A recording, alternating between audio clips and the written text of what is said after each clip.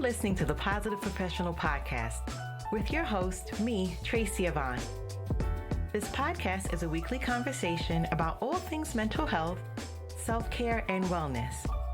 And there'll be sprinkles of positivity, mindfulness, and guided meditations.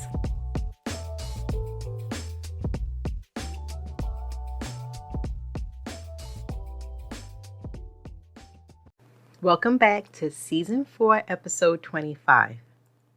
Today I'm going to explore the concept of ego wounds, their impact on our lives, and strategies for healing and growth. So let's dive right in.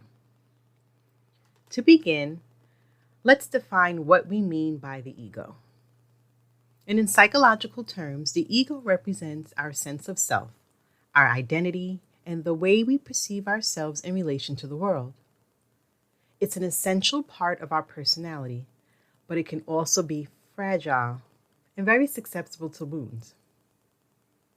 These wounds can occur through various life experiences and significantly impact our emotions, behaviors, and overall well-being. So what are these 5 wounds of the ego? Well, they're known as rejection, abandonment, betrayal, humiliation, and injustice. Each of these wounds strikes at the core of our self-esteem, leaving us feeling hurt, vulnerable, and disconnected from our authentic selves. So let's take a closer look at each one.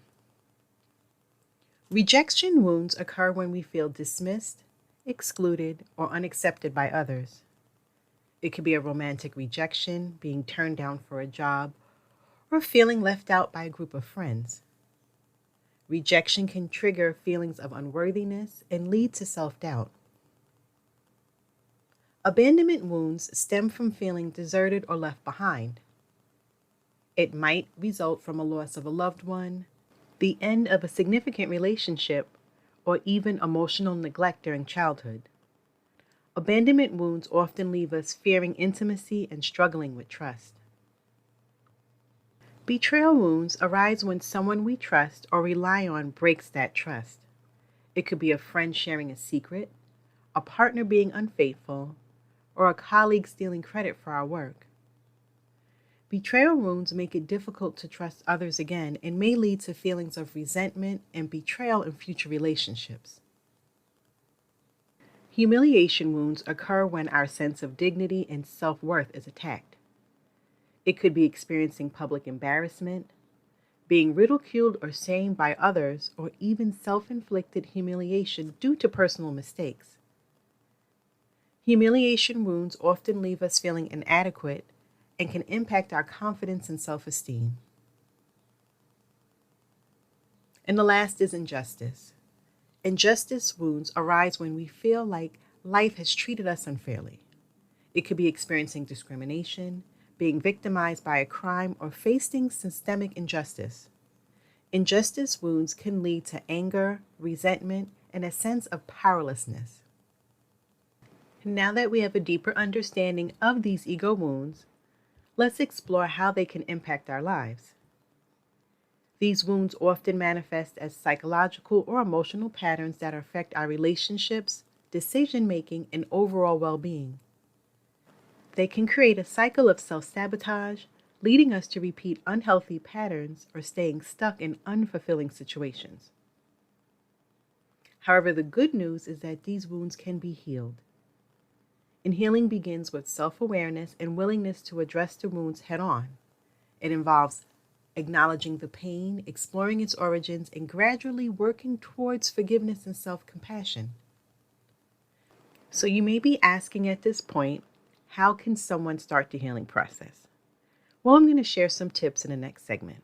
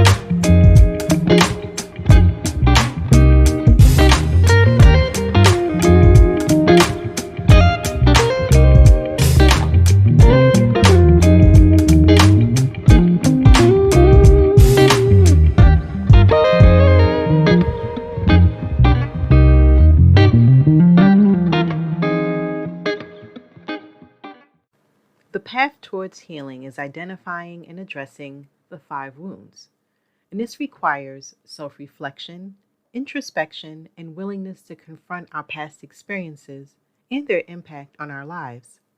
So let's explore some strategies to help you on this journey for self-discovery and healing. Self-reflection. Take time to reflect on your life experiences and notice recurring patterns or situations that have caused you emotional pain or distress. Look for instances where you felt rejected, abandoned, betrayed, humiliated, or experienced a sense of injustice. Awareness is the first step towards healing. Next is to seek support. Consider seeking the guidance from a therapist or a counselor. They can provide you a safe and non-judgmental space for you to explore your wounds, gain insights into their origins, and develop coping strategies to address them effectively. A professional can help you navigate the healing process and provide valuable tools for self-growth. And writing can be a wonderful tool for self-reflection and healing. Start a journal where you can express your thoughts, emotions, and experiences related to the wounds of the ego. This practice can help you gain clarity, process your feelings, and identify patterns or triggers that contribute to these wounds. In developing emotional awareness by paying attention to your feelings and the senses in your body is key. Notice how specific situations or interactions trigger emotional responses related to the ego wounds.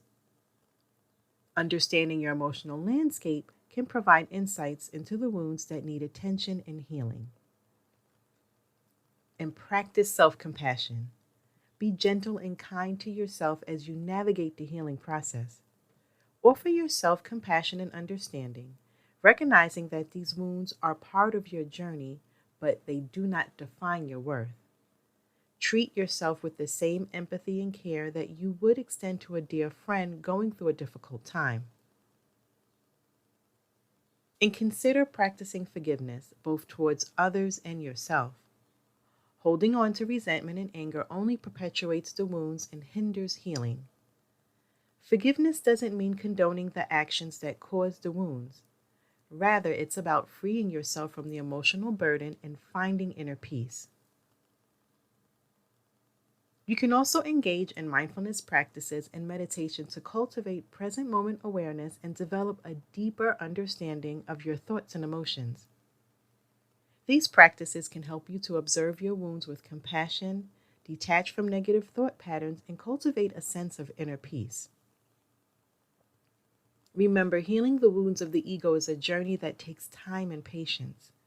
Be kind to yourself throughout the process and celebrate every step of progress you make.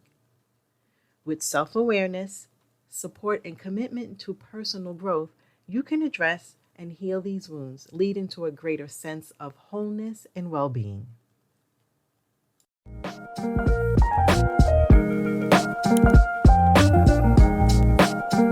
Thanks for listening and supporting this podcast. And make sure you're clicking the like and subscribe button. You can also follow me on Twitter and Instagram.